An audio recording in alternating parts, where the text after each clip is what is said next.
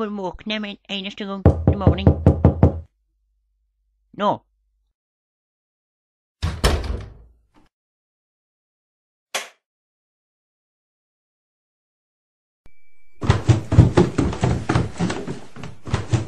Nå må du våkne til lille skittinge, for nå er det morgen.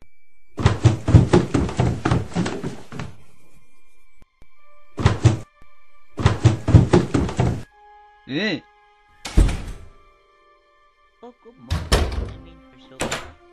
Jo, gratulerer. Jo. Steg litt mattost, litt bacon. Ikke ødelegg. Ja, min gutt, nå har du fått mange presanger av oss i år. Ja, bra det. Hva du tuller med, gutt? Jeg skal ha mange. Vær så god.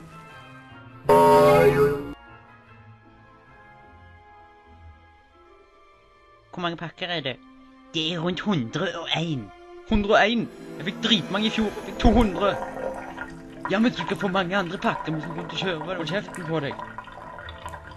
Slapp av, vi skal kjøpe mange nye presanger til deg. Vi skal bare gå i dyreparken først, etter frokost.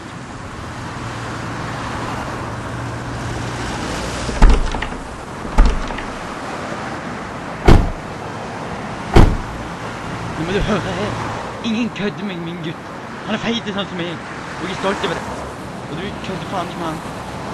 Ja, men det er det som blir ikke mat på. En hel uke. Rør på deg. Ta oss og rør på deg nå, da. Rør på deg! Slutt! Kjedelig. Unnskyld han. Han er ikke helt riktig god i hodet. Han feiler fryktelig som så far sånn. Tipper du ikke har det så kjekt der inne heller. Men du kan forstå det jeg sier her ute. Savner du ikke å flytte hjem en gang? Altså, ut til jungelen da, med familien din og vennene dine? Å nei, nei vel. Bare være sånn da. Helt greit for meg altså, jeg går nok ikke. Jeg fatter faen ikke det der skiltet der. Det er jo engelsk. Det står ingenting av det der greiene. Mamma og pappa, han beveger på seg for faen! Mamma, fucker.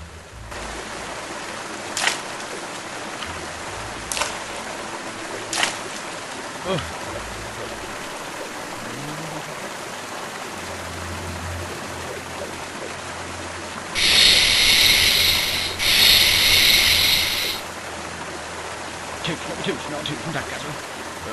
Vær så god. Hæ? Hæ? Hæ?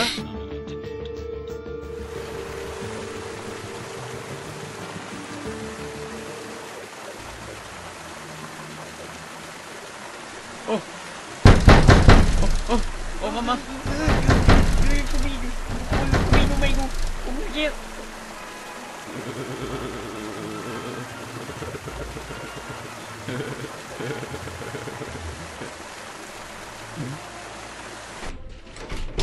Kom igjen. Kom nå, det går så fint dette. Kom nå. Hva faen var det for noe? Du er bare en idiot. Og det var ikke min feil at vinduet forsvant, og plutselig var det der, så plutselig var det der ikke lenger. Altså, det var ikke min feil, altså. Nå må du holde kjeft, for faen. Nå får du faen ikke mat på en uke til. Nå er det bare jeg som skal spise det.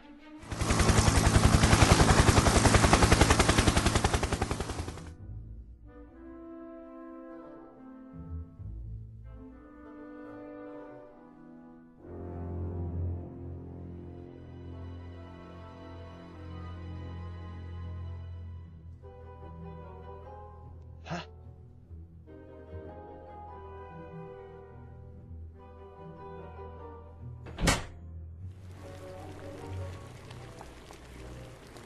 Ja, feide mann. Harry har fått et brev. Han har fått et brev av noen. Nei. Ha, og hvem skulle sende brev til deg, liksom?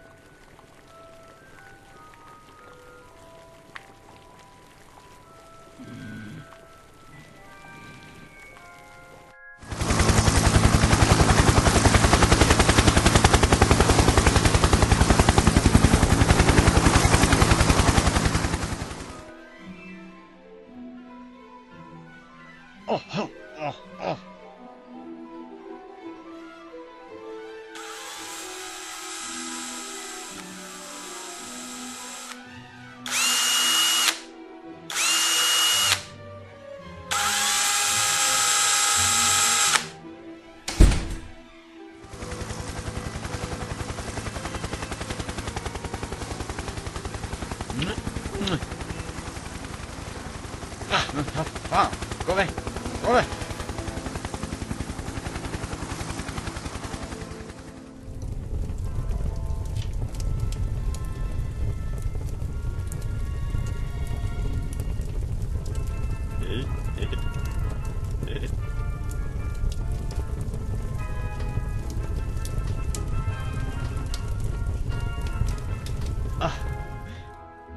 Søndag.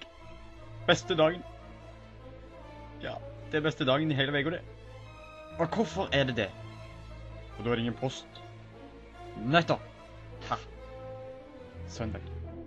Ha!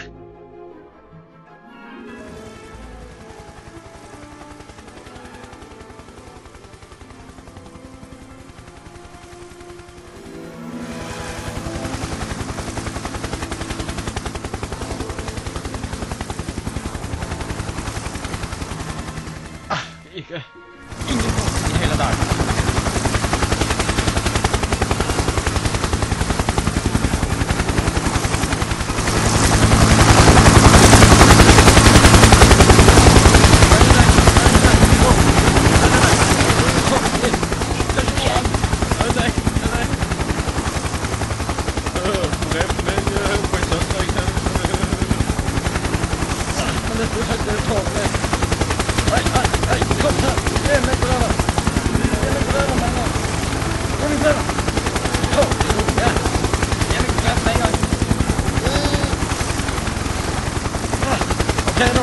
Okej.